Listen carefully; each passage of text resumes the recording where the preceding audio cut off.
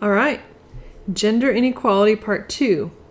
So as you remember, we're looking at different theories about why gender pay gap exists, why women earn on average 80% of what men earn. So moving on from gendered cultural expectations and discrimination, let's talk about human capital. So the sort of neoclassical economic analysis and model that might explain some of this.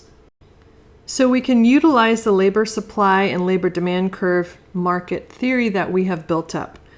Let's assume we are talking about normal upward sloping labor supply curve and normal downward sloping labor demand curve. Now remember, the labor demand curve comes from firms. Firms are the ones demanding labor, and they demand labor based on the marginal revenue product or the value of the marginal product, how much revenue that worker generates. And as a reminder, human capital is just that set of skills, training, education, anything that enhances your productivity. It may be something that you're naturally born with, like being born 7 feet tall gives you some human capital that other people don't have if you're going to play in the NBA. Speaking of NBA, we'll start with sports. It's a nice, easy way to see this theory alive.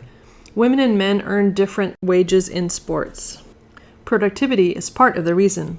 So if we establish that this demand curve is a function of labor's productivity, let's look at this demand curve as being the demand curve for males. So there's an equilibrium wage and quantity coming up with the demand for male NBA players or male soccer players. What about women? WNBA players or female soccer players, maybe women's national cup team for soccer, compared to their male counterparts, where would you place the demand curve for their labor? So it's not a straightforward answer, because when you ask about productivity of something, you have to keep in mind that productivity and revenue generation of the worker for her firm is dependent not just on her own productivity, but also on the popularity or demand or selling price of the product. So when you ask what is the productivity of male versus female soccer players, it's more than just number of goals scored. In fact, we could generate a condition where both men and women were scoring the same amount of goals, but the men are paid more because each goal generates more ticket sales. So the men's goals are each worth more than the women's. They're generating more revenue for their team, and the team has more money to pay them. So labor is a derived demand. It exists as a derivation from the demand for the good that the workers are producing. And society can have different valuation for the goods that men versus women are producing. So to some degree, the wage for women and men reflect the discrimination and gender bias of society. Now, this is not to say that it's fair or not fair. Many of us would consider that a level of unfairness. But it's not just academic. There are questions before courts right now, specifically about the U.S. women's national team for soccer, about this very issue. But back to the problem. How would you show that difference in pay on this graph? Let's make this pink line the labor demand curve for females. Should it be below, above? Where do you think? I'll let you decide.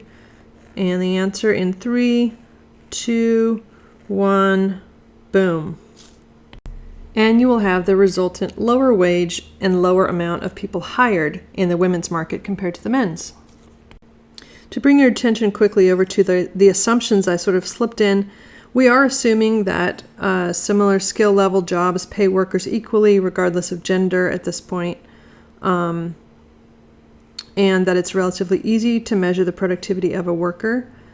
But of course, it's not always clear that those conditions are being met. That equally productive people are earning the same wage is not always true. There's other stuff going on, right? And if people are equal contributors to revenue, doesn't necessarily mean they're going to get paid the same. But in our simplified economic models, that's how it works.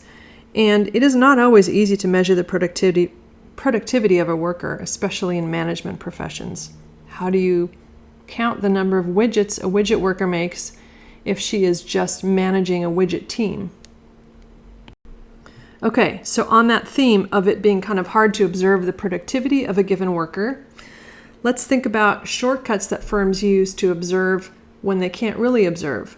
So, for instance, if you knew that a person had a degree from Cal Poly and somebody else didn't, somebody else perhaps only had a high school degree, would that give you a hint of the productivity of the two? That's our going assumption, that education is being used as a proxy for the productivity of a worker, so that workers with degrees are considered to be higher productivity than workers without. We could debate this. In fact, there's pretty serious debate about the value of education. So a little existential exercise for you. What is the value of your college degree? Does it add meaningful productivity, or is it more about sorting already productive people from their less productive peers? In which case you want to think about the investment, right? Why do some people go to college? Maybe it's to get skills, sure. Maybe it's because it's a signal to employers. And maybe that investment, that 4 years or whatever, as a signal to employers only makes sense for some people for whom they were already more productive, could already handle school, whatever. They were already going to be more productive and useful to firms anyway. And then, of course, this brings up, I think, a very important and much larger question. What is the purpose of education? Is it just to make better workers, better machines that fit in the machinery of the economy? Or is it something different? I vote for B. All right.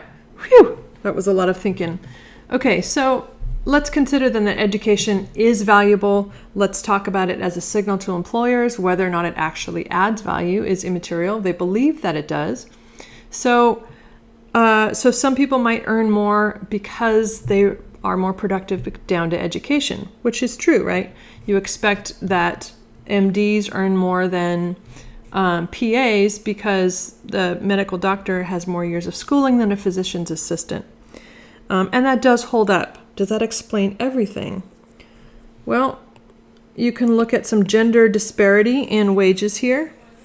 And these are for equally educated people. So it looks as if, although engineering and jobs that require sort of more schooling or more rigorous schooling, maybe even, will earn a higher wage, it doesn't explain the difference between the male and female wages there.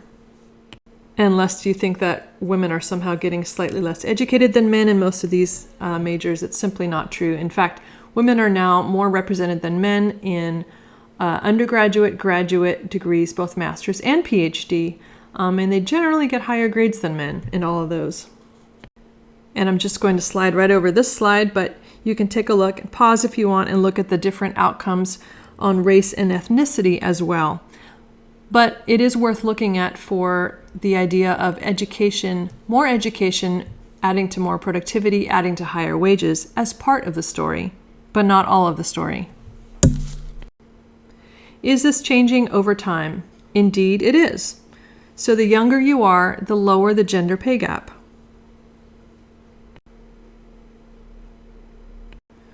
So you're probably wondering, well, how can we figure out how much is down to human capital and how much is not? Turns out there are some academics and some think tanks, this is the Center for Equitable Growth, that are doing this research. Among Hispanic women, the pay gap between men and women is much larger. And if you add to that the distance between a Latina's pay and a white man's pay, the difference is even greater. So you're adding to gender ethnicity. So you're looking here at things that we can measure and we know contribute to pay differences that are explanatory. Age, right? As you're older, you tend to earn more. Education level, that should count. And indeed, we do see that it's counting. Location, where you're at. Certain jobs in certain locations pay more. Occupation and industry. But the interesting parts are the unexplained. There's nothing in labor market theory that's measurable that we can attribute to the wage difference. So unexplained pay premiums for white men and unexplained pay penalties for Latinas show up in these orange boxes. So they're probably down to maybe discrimination, or workplace segregation. So either discrimination between men and women in the same job or discrimination between jobs. Women take certain types of jobs, pink-collar jobs, we call them, and men are normally taking different kinds of jobs. And there the two shall meet. And as you can guess, citizenship status also matters. So diving deeper into the data, they found that the unexplained variables count more for non-citizens. And what about feedback effects? If you know that more education has higher payoff, and it's fairly stable, right? The benefits here of the explained part of white men's premium stay stable as you continue with more education. But for Latinas, it's actually unstable. So notice how the pay does shrink as you go, but it's unclear that education alone is doing it. In fact, the pay gap shrinks here, but education is less of the story, and unexplained pay gap is more of the story. And then it reverses here. And also that payoff just isn't all that much there. So how much education would you do if you were her?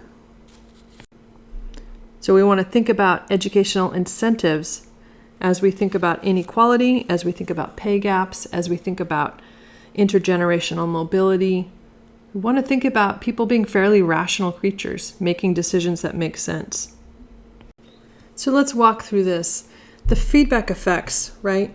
So human capital theory says that if workers' value to her employer is down to the productivity and the value of the product. Now remember, this is perceived productivity.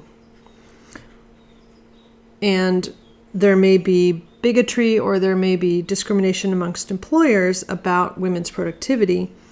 And then also there may be stuff that society is valuing less that women do than men. This is our soccer example. So the value of the product to society is out of her control. Her productivity is somewhat under her control. The perception of her productivity, not so much. So we want to think about all this together, leading to maybe some of the reasons for lower wages for women. And then the feedback effects are that if she gets less of a payoff for education than her male counterparts, she will, of course, as a rational human being, demand less. The good news is that this is changing. The pay gap is narrowing so that the difference in pay and incentives for women and men to get educated is shrinking. But it is historically and in a big, very, very large legacy way, still part of the current wage structure and women's current, even your current opportunities.